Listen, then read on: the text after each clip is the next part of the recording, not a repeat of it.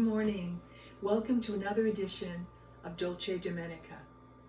It's certainly going to be one of those slow food Sundays because it's raining out and I have the perfect comfort food for you. It's called Bourguignon, which is beef in Burgundy. Before we get started though, I want you to pull out a nice bold red wine like a Burgundy. A Beaujolais isn't going to work here. A young fresh wine is not going to work. You need something that's going to stand up to the beef. So I'm going to have a sip and then we'll get started. With our skillet or saute pan over a medium heat. And let's talk about the cut of beef. Now you can go to the store and you can get an expensive cut of beef, but you know what? A well-marbled chuck roast is going to be the best for this application because it's going to be a slow braise and you want that connective tissue in there. You want to make sure that your large pieces of chuck are dry because what you don't want is that meat steaming. It needs to fry. So let's get it nice and dry. Then we're going to get that half a cup of flour and then put all of your pieces of meat in there. We're going to shake it around and coat them. It's going to make it have a nice little brown crust. So don't crowd them too much because you don't want to steam your meat. You should be able to get, if you have a nice large pan, get all the pieces in there. Okay, so I've washed up after handling that meat and our pieces are looking good, nice and brown. We're going to turn them all over. So these are looking lovely. They're ready to go into our pan. We're going to start the oven though at 350. Even though we're not going to cook it at that temperature. We just want the oven nice and hot. Okay, so we're in good shape. Our oven is preheating and our meat is now in our Dutch oven, nice and browned. Now we have this lovely fond at the bottom of our pan and that's what we're going to put our pound of mushrooms. And notice the way I've cut my mushrooms. We do not want it sliced, we want them quartered because we want to kind of match the chunkiness of the meat. Move those around in the pan and then just leave them. We want to kind of get a nice bit of brown on the bottom of the mushroom. Mushrooms are looking lovely. We're going to get our onions in there. These are little baby pearl onions. They actually come frozen. And so you're going to want a couple cups of that. I'm going to brown those in with the mushrooms. Going to do it anyway? Okay. Now come the secondary vegetables. Why do I call them that? Because the mirepoix is what is going to just disappear into the background. We want the primary vegetables that are going to show through with the beef to be the quartered mushroom and the baby pearl onions and the meat. That's the star of the show. The onions and mushroom are slightly browned. In go 2 carrots, 2 stalks of celery, 1 whole onion. Now you notice these are all finely diced. The vegetables have cooked down nicely.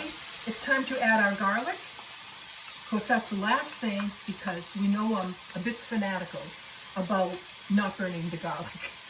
So we'll just let this go maybe a minute. We're going to deglaze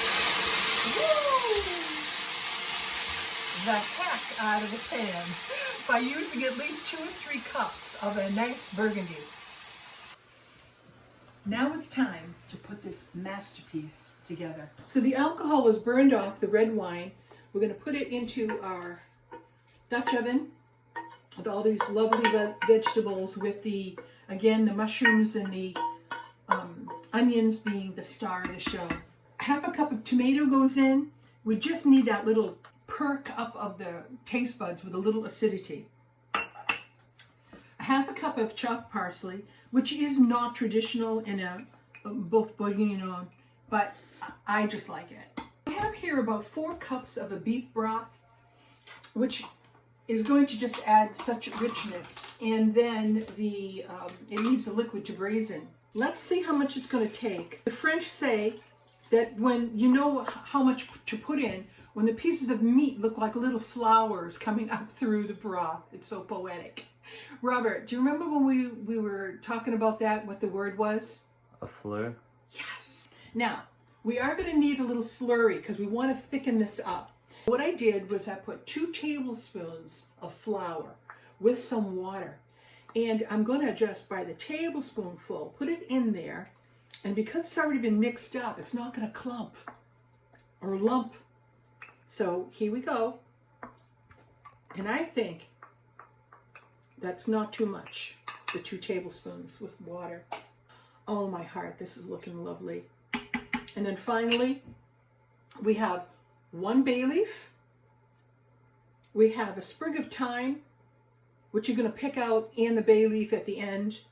But the 1 sprig is really not enough. So I have another teaspoon of dried thyme, 2 teaspoons of salt. That's 1 teaspoon per pound of meat. And then that's a half a teaspoon of black pepper per pound. So we want a full teaspoon of black pepper. So that all goes in. Make sure everything is nicely incorporated. We're going to cover it. Turn the oven down to 300 degrees. Now we're going to bring our pan up to a simmer because we want it to be up to temperature before it goes into the oven to just give it that little jump start. So she's in the oven for 3 or 4 hours. That's going to depend on the toughness of the meat. You'll know because it will be fork tender. But you might be thinking, 3 or 4 hours. I can't make anything that takes that long, but really it doesn't. You've only spent 20-30 minutes in the prep and putting it together. So now you can relax, have a glass of wine, read a book, whatever it is that you do on a Sunday afternoon. Well, the house smells amazing on this Sunday afternoon. I'm going to fish out bay leaf and the thyme sprigs. There they are. Okay, so we've been chopping up some chive. You know those long greens that sometimes come out of the onion? Don't ever throw those away. They're full of nutrition and they act as a wonderful garnish. So if you want to cook up some buttered noodles or mashed potato, that would be perfect to serve this on. Make it and spread some joy. We have our pan that's going to be ready with its, no. Rob, I am so hungry. Smelling that beef. I'm going to have some leftover chicken pot pie while I wait. You want some too? Sure. Okay. Ma, what is that on your forehead? What do you mean? Where is it? You got a piece of chive on your forehead. Is it gone? It's Here, get it. Oh, the wrong side. Smells amazing after this has been stewing. Oh, Robert, freezing, not stewing.